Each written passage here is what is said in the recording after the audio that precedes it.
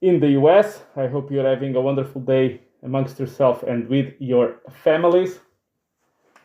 As you join in, please consider dropping that like and subscribe. As you know, it greatly helps the channel.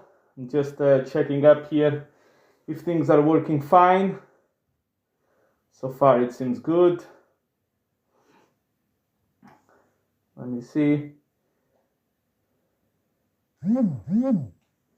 Yeah, everything seems good. I do see Manuel in the chat, so thank you very much for popping in. Thank you. Guys, you know, if you have any questions, please feel free to drop them at any time.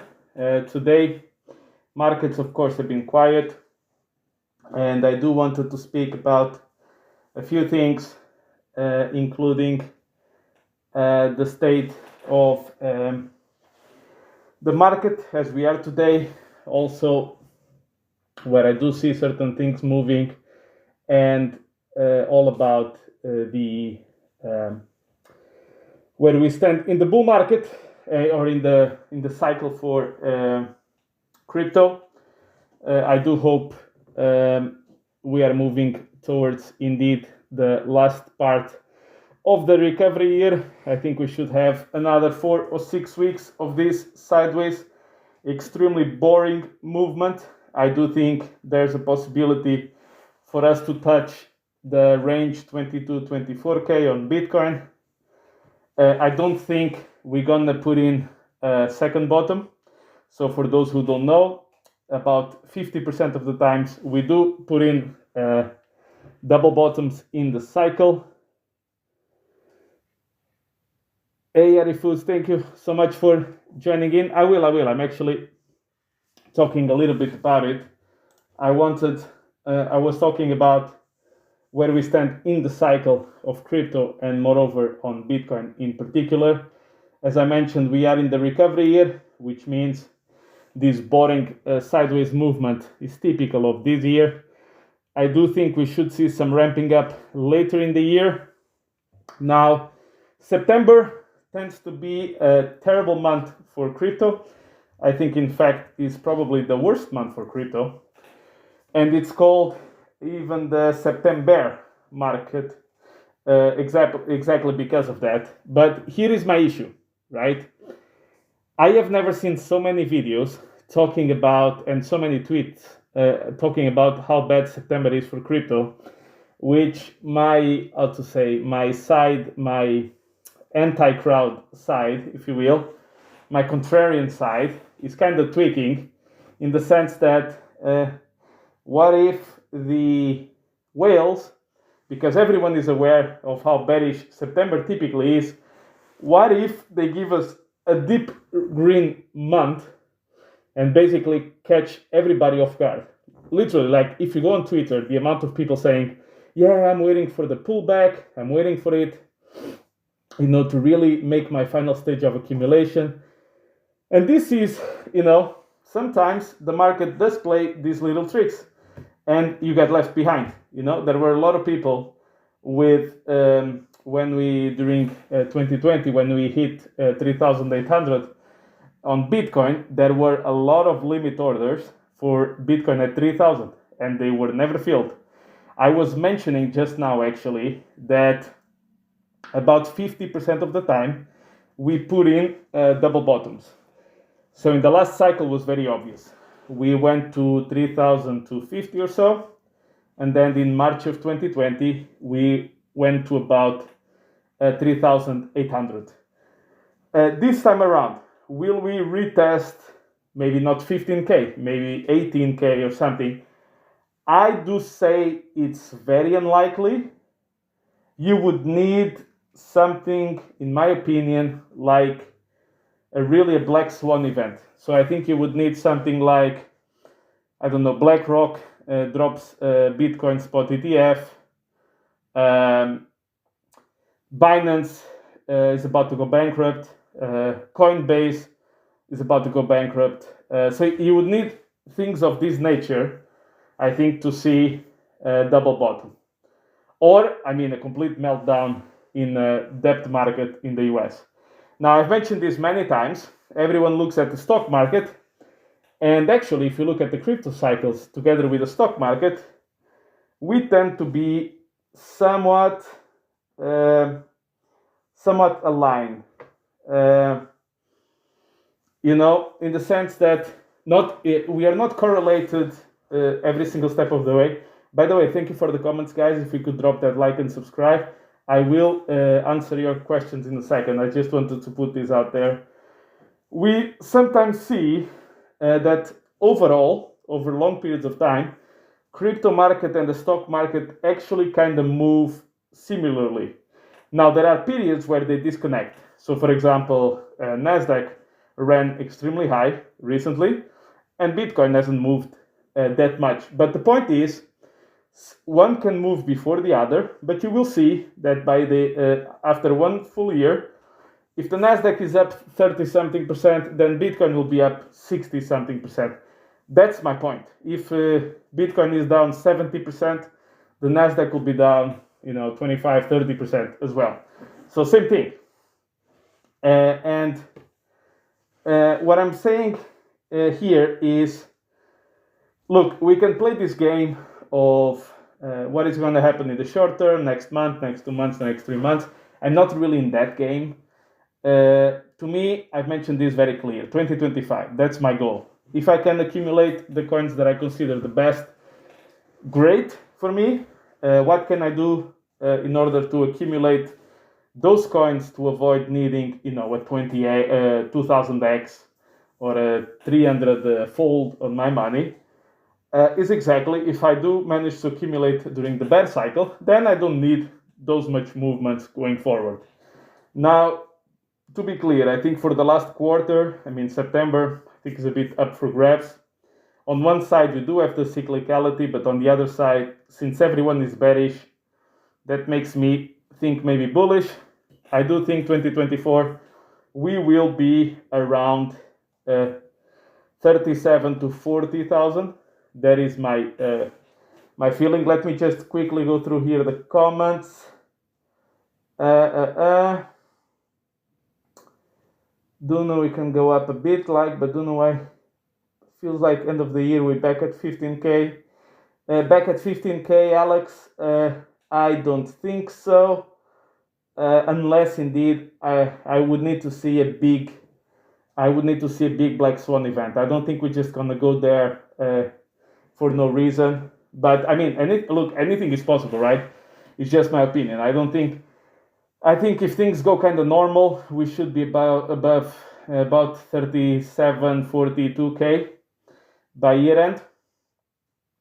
But indeed, if China completely collapses, if the US debt market continues to go down the toilet, if Coinbase, Binance, some of these go bankrupt, if all the spot ETFs get dropped, then yes, then I agree with you. We probably go to 15K. Your video is very informative. Big love from BD. Thank you very much for that. I highly appreciate it, and thank you for the likes. You know already, guys. If you do enjoy the content, please drop that like and subscribe. It's the only thing that I ask. I don't ask for. I'm not selling you anything. Just giving here my feedback and my opinion on these matters. You may recall I did predict all-time highs for certain indices of the stock market by Q1 2024, while everybody was talking about the impending collapse of the entire world. And then, none of that has happened. Regarding not sure if I can say that word or not, I think it would greatly depend on the countries. I think most of Europe is tired of it, particularly the northern part. Countries like the Netherlands, the Nordics, always had very soft, people staying at home. The US depended. Some states really bad, some states really good. Asia also depends a bit. I'm not so sure people will accept that any longer, to be honest, particularly as the state of the world is going. I had the opportunity to travel through Europe and I can tell you that countries like France and Germany look like a complete disaster. I mean, you have no idea. But I mean, for us in the crypto world, what I'm mostly looking at, as you know, I don't like Bitcoin or Ethereum that much. Not because they are not great technologies, they are. I mean, Bitcoin, not so much. It was the first one, so it's the big daddy. So if Bitcoin goes to certain people at these targets of 4 million, then I'm going to be extremely happy. I mean, I'm going to throw the biggest party here in the castle that you can imagine if that happens. So I'm all in favor of this. And with the cases around the SEC, there's always a lot of tribal rivalry around what type of communities, this community against the other one. Look, against the SEC, we should all be happy when any of us win. I mean, I really don't care if it's a coin that I don't particularly like. That's completely beyond the point, in my opinion. Now, I did address something over the video on Saturday, and by the way, I apologize already because tomorrow there will be no video. I have an event that I must attend, so I won't be dropping anything new tomorrow. But what I wanted to say is one thing that I've raised the question about, and I do think we all agree that the world is changing. Now, it's not changing in the sense of, who gets elected, who doesn't get elected. I do think we can see a lot of signs of the Western world, if you will, Europe, North America, the UK, basically decreasing in terms of its importance, but also in terms of, future prospects. I mean, and they do share all the signs of a decaying empire. So there has been many empires in the history of mankind. If you actually look at them, the reasons why they fall or why they become less relevant over time is actually the 5 features that you see in today's world: increasing uncontrollable debt, inflation, conflicts, weak leadership, and crazy fixation with not so relevant topics for everyday life. And you see this happening all over the Western world, right? I mean, weak leadership, I think it's quite obvious, right? In the US, there's a president who doesn't know which day it is. In Europe, you have governments falling all the time. Debt, everything that is happening. I mean, that one is the ones that requires less explaining, but all the others are actually quite obvious. Now, a lot of the economists are convinced that China will take over the world. I really don't think so. And the reason for it is basically because all the issues that you see in the other worlds, you actually can see them in China. Now, things are kept much quieter, but you have all the issues. I mean, the debt issues are worse, the inflation is worse, the fact that it's a dictatorship does not allow for any kind of recessions. So all of the bad things that you see in the West, you see in China. So I came up with an idea, and I would like to see your opinion on this. I think, we have clear cycles over centuries, okay? For every 250 years or so, the best places to be in the world start shifting from the east to the west, and the last time was from the east to the west. But by the way, these things happen gradually, right? Like people think, when I say something like this, that, so on year 250, everything changes to the other side and everything collapses on this side. These things don't work like that, right? There's a gradual change. So I do think maybe for the next 50, 70 years, maybe Asia Pacific and some portions of the Middle East will actually become some of the best places to live. Maybe Europe and the US will continue to be less relevant in the world. When I say Asia Pacific, I'm not referring to China. That is East Asia. I'm talking about countries like India, Singapore, Malaysia, Thailand, Vietnam, around Singapore, around those places. And when I say the Middle East, obviously I don't mean every single country. I'm talking about the UAE, maybe Qatar, maybe Saudi Arabia, particularly because their energy sources are so limitless. Even if they shift to renewables, I mean, they can completely dominate the rest of the world on the energy side, which is increasingly more important. I would say the only thing that can throw some doubts into this may be artificial intelligence. But look, I do think the end of this decade will probably not be very pretty for the US. Sorry guys, I missed some of your questions. What's your opinion on XRP? YouTubers are pumping it every day. Then SEC sealed motion against Binance. Sounds spooky. So the last one is easier. Look, this guy, Gary Gensler, in case you guys don't know, he actually applied for a job as an advisor of Binance. CZ, the owner of Binance, threw him away. And ever since, this guy hates, Gary Gensler, the head of the SEC, hates Binance. But you know which person he likes? Sam Bankman-Friedman and FTX. Oh yeah, those were the poster boys for the SEC. They had many meetings, secret meetings, lunches, breakfasts, you name it. And this is how bad the SEC is. So all their favorite stuff is the one that collapses. Now, regarding my opinion on XRP. Look, XRP is grossly marketed. You know, partnerships with these, all the banks are using them. No, they are not. Is it a scam? No, it's not a scam. Did it have a huge run? I think something like 500x at some point in the past. Yes. Why do YouTubers talk about XRP? It's actually quite simple. Number one, they won the case against the SEC, so officially they are the only currency that is not a security. It's the only one that has jurisprudence behind it saying this coin is a commodity and not a security. So now you may ask, what does that actually mean, right? Being a security.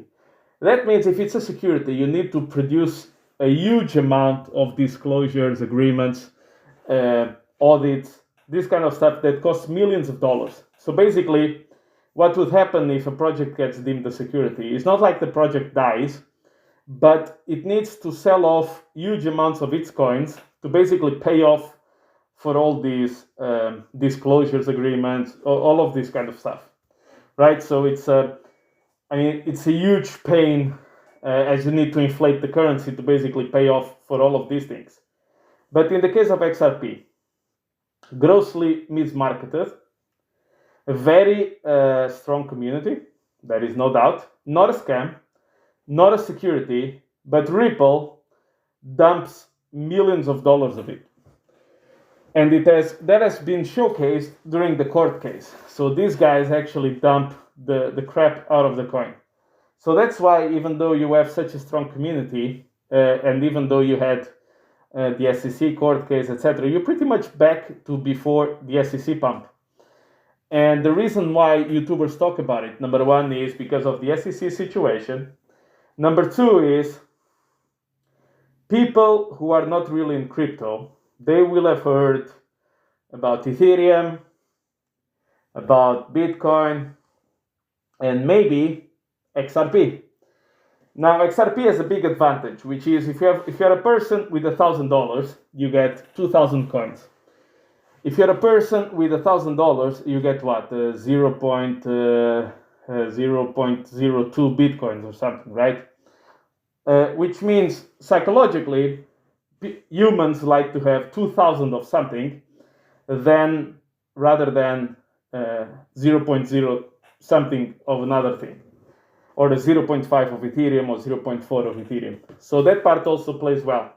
So it feels like for a newcomer in crypto, it's like Bitcoin has had a huge run, Ethereum has had a huge run. Maybe XRP is going to take me to the moon because it's only 50 cents, while all the other cryptos are already in the thousands of dollars. You see?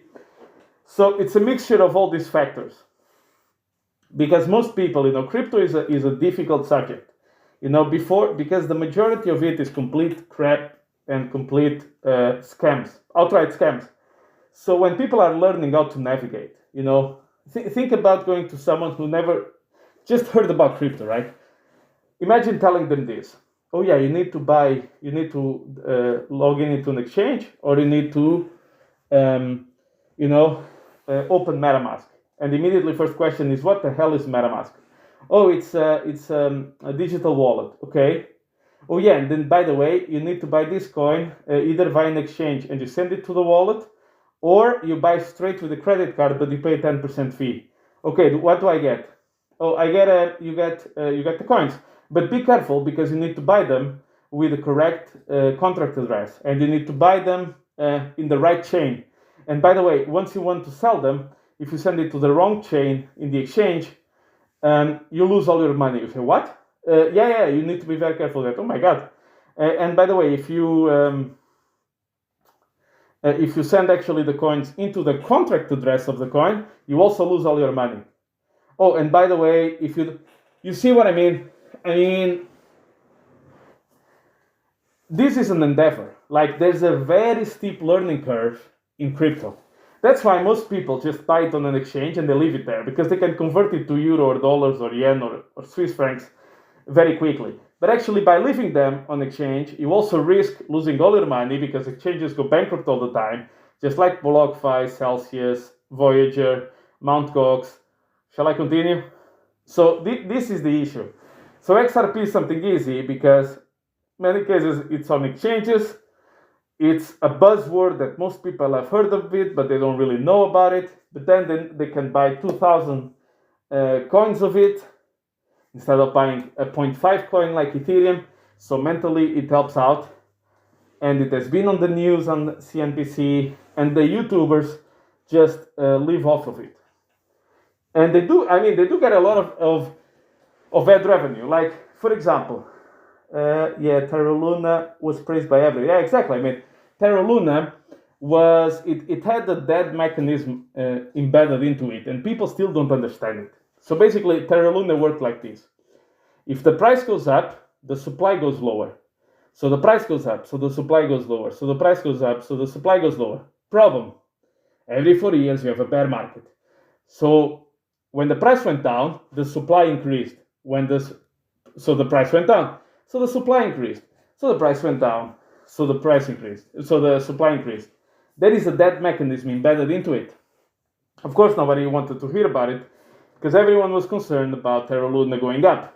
I said, okay, fine. During the bull market, anything goes up. I mean, it's the opposite, right? You need to actually be very bad because it will be extremely hard for you to have bad investments in crypto, to be honest, during that period. But the key is the bull market will end. People will refuse to believe it. They will keep pumping it. Look, I could come here every single day and I could come here and just say, look, these 10 coins will 10x in the next 6 months, right? And I do this on a weekly basis. And eventually, because I know the bull market is coming, eventually I'm going to be right. But then what I do is, out of the 100 coins that I talked about, 98 went to zero, or close to it. But then 2 of them actually went up 20x, right? Now, if I'm a very famous YouTuber and I'm selling you courses, I'm selling you Discords, I'm making money on ad revenue, I can buy all these coins with that money. You can't. So then what I do is I make a video about those 2 coins that went up, and I make a video of myself 6 months before saying, look, if you had joined my private group, you would have known about this coin and you would have made this amount of money.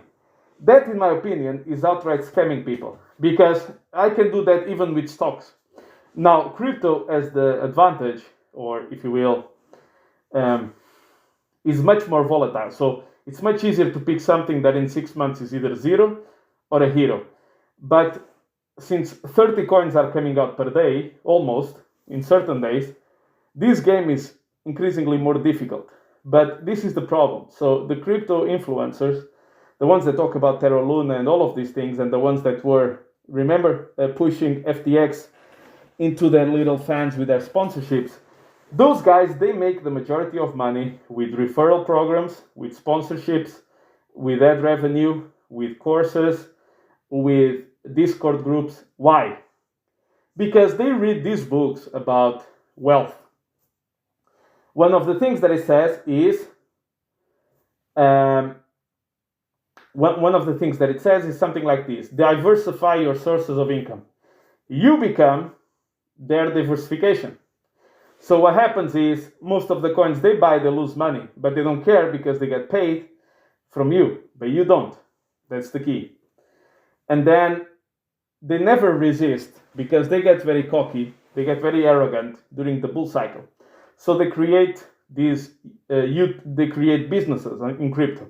Now here is a funny fact: all the businesses created in crypto have always led to less money than just buying the crypto and hold it.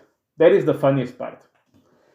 But they never resist themselves because they get rich in the bull market, so they think they are complete genius. What is the problem? The bear market comes. Nobody cares about crypto anymore. There are no more people. There are much less people viewing the stream.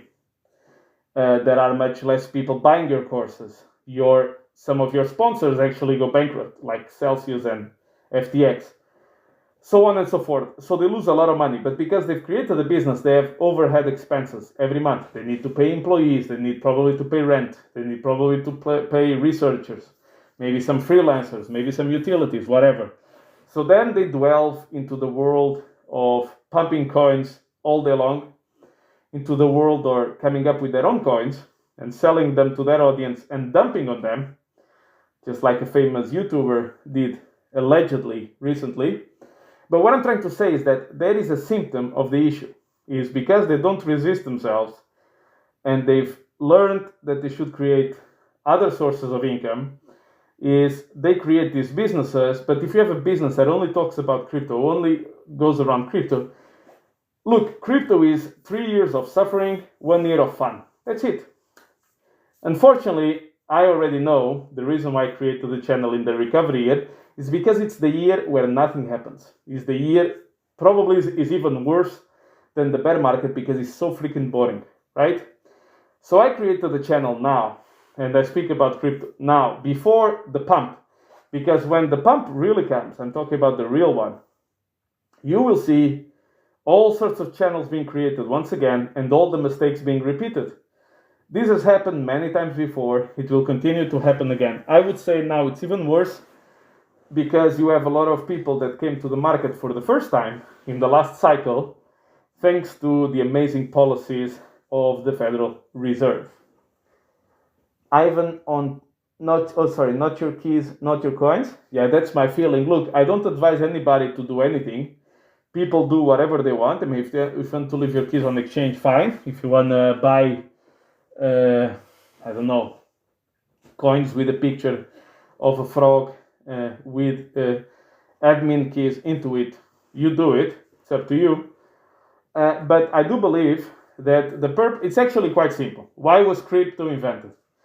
Crypto was invented to resolve counterparty risk, to remove counterparty, to remove middlemen.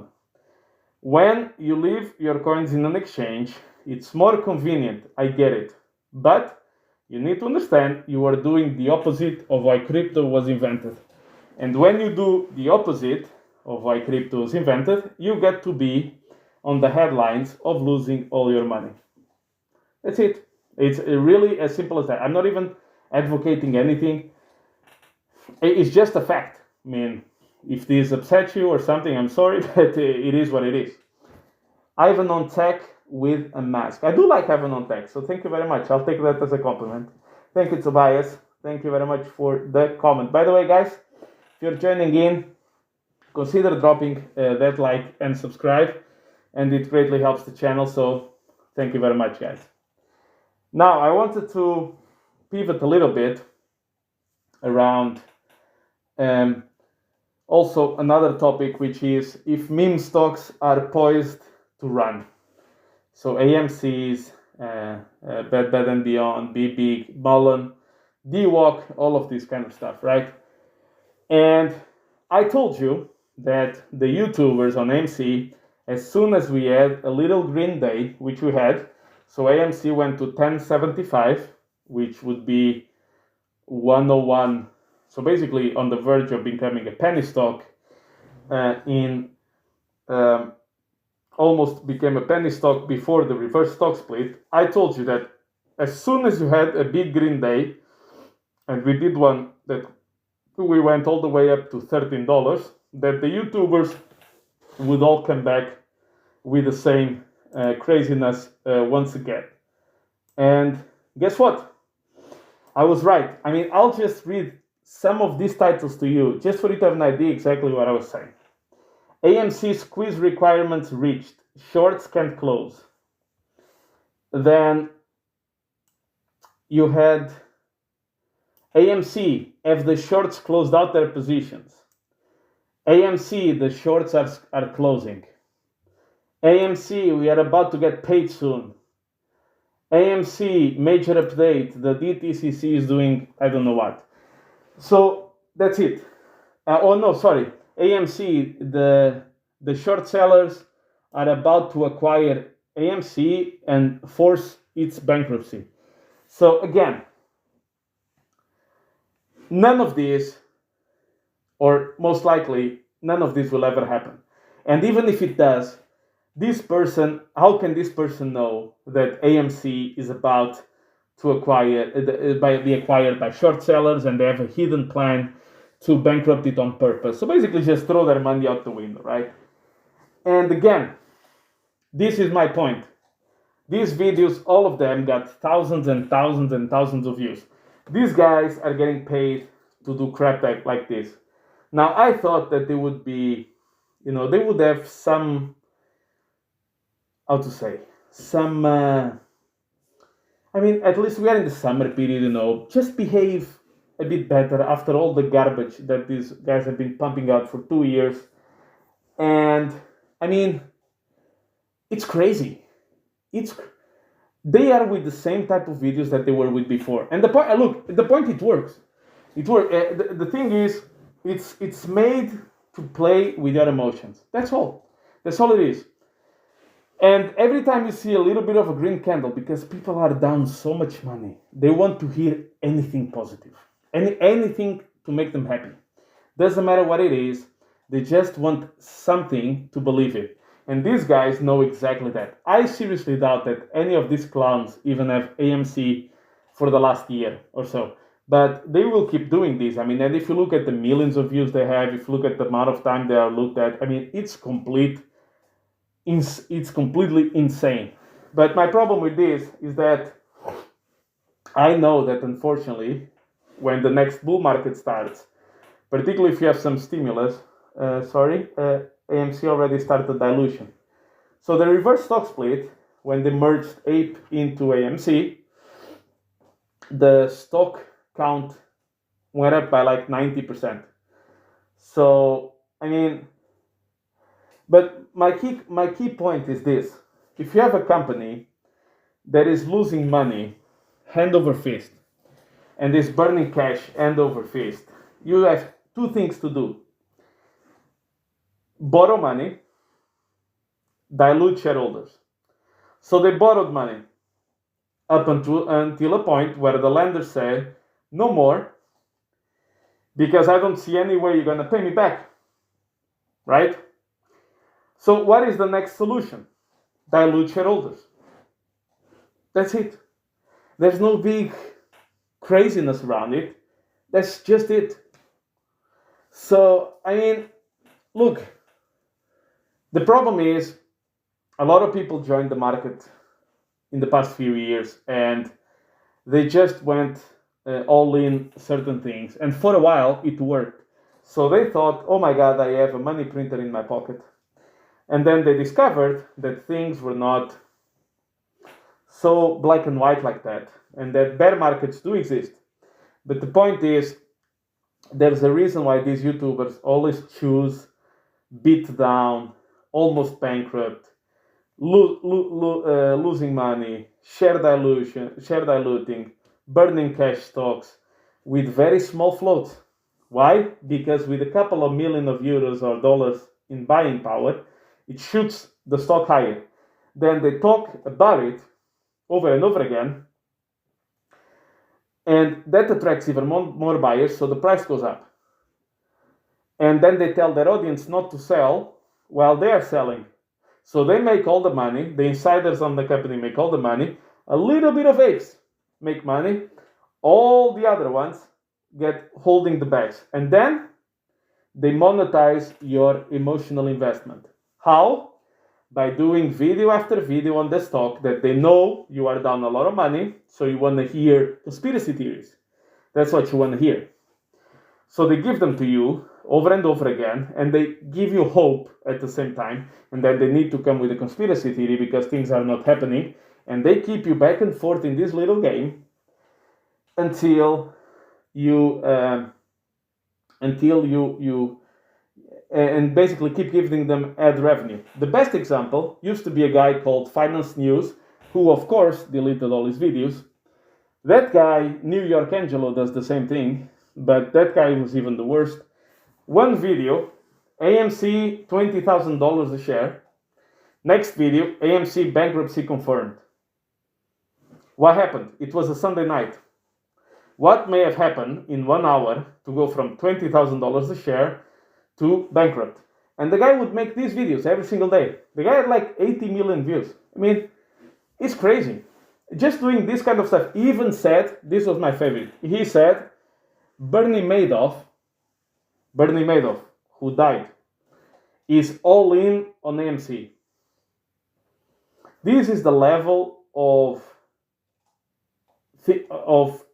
craziness that these people would bring in. I mean, to me, he was the king of this shit, but there are others like him. Like, I just read a few titles. I mean, it's complete crazy. What are your thoughts on GameStop? So, I actually quite enjoyed the story of GameStop, but with the benefit of hindsight, it may have caused more damage than good, to be honest.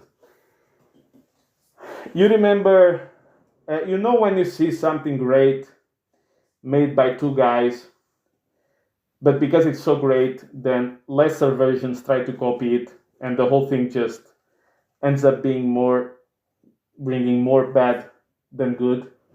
I always have this example, you know, when you see, I was a huge fan of wrestling, right, when I was growing up. When you see a match between Mankind and The Undertaker, and he throws him off the cell, and that moment was amazing, but then every single guys on this small, you know, on their backyards are trying to mimic that, so the whole thing actually caused more damage than good. It's a bit like that with GameStop. So GameStop was, and to a certain extent still is, a dying business. But if you look at GameStop versus other meme stocks, they are much better because they have certain periods where they are profitable. They have certain periods where they generate cash. They have other periods where they don't, but they have like positive equity of something close to 2 billion, I think. Now, this is very important because people need to understand this and the difference between this and AMC. You have assets on this side, you have liabilities plus equity on this side, and these two match. Now, in the case of GameStop, the assets minus the liabilities, you get something like 2 billion of equity or 1.5 billion of equity. In the case of GameStop, of AMC, you have assets, liabilities, and negative equity of 2.5 billion. That means that if AMC sold everything they had, they were still short of 2.5 billion. That's why they need to dilute shareholders. Now, your precious YouTubers never tell you that because they need you to be convinced there's a big plot beneath the scenes to manipulate the stock so they can keep you coming for ad revenue. Never forget. Now, when it comes to GameStop, it was the real short squeeze. It was screwed around with the removal of the buy button. There's no question around it. It is a better business than the other ones. However, and it has a very strong community as well as some of the other meme stocks. Now, it all depends over long periods of time. Is the stock making money? Is the company making money? Is it generating cash? If yes, it's easier to attract investors. If it doesn't, it's less easy. Now, if the fundamentals of the company are better, you get more potential buyers than if they are worse. All these stories about 1 trillion synthetic shares on GameStop, blah, blah, blah. Again, you're playing with... there's no way that anybody can really tell that, Most likely being played. So look at the company for what it is and where it's going to. And if they keep having a strong community and if they have good leadership or not, these kind of things are the things that really matter over the long term. Because if meme stocks are like crypto, in every cycle, there's a different narrative in each crypto cycle. Number one, stores of value, digital gold, Bitcoin, Litecoin, etc.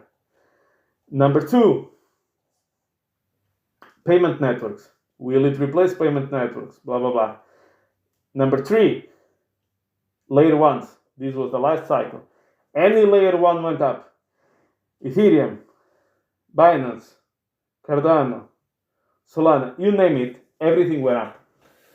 And then I seriously doubt that the next narrative will be layer ones again. So if meme stocks work like that, maybe the craziness of the Reddit and Twitter people, maybe it won't be meme stocks, or maybe it will be other meme stocks, or maybe it will be crypto, or maybe it will be whatever else. So who knows? My point is, difficult to say, because it's kind of a new market, if you will, these meme stocks. What I hope is that, I hope that people at least know how the game works, and I really hope that they don't fall for the same tricks and for the same empty promises that your typical guys on YouTube give to you. Never forget, think about how do they make their money. They make their money by selling you stuff and by capturing your attention. That's it. And even if they are invested in the stock they are talking about, if they lose their investment, they get their money back. Maybe it takes 1 or 2 years, but you don't. So be very careful when you listen to these people. Don't even also listen to me. There are certain things that I raise awareness. You just need to go, check them yourself, and see if what I said is right or wrong. It's very simple. But be aware of certain facts. Like, for example, when I came out with the accounts of Mullen, which was the real MOS, had diluted shareholders 100-fold or something in one single year. I mean, I've never seen a company performing so bad.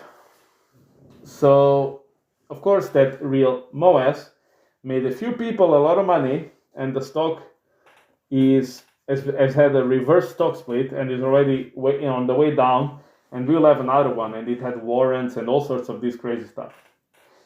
So guys, I've been going for almost 45 minutes. Do you have one question or not for me? By the way, tomorrow I won't post any new videos. I will do so on Wednesday, but not tomorrow. If you guys have some final questions, let me know. Otherwise, I will close down the stream and wish you all happy Labor Day. So let me know, guys, if you do have something that you want me to answer. Otherwise, I would like to thank you all for being here with me today. Thank you very much for all the likes. I see 9 viewers, 9 likes, so that's great. If you guys do enjoy the content, please consider dropping that like and subscribe. It greatly helps the channel, as you know. And if there's nothing else, I will catch you in the next one. So thank you very much, guys.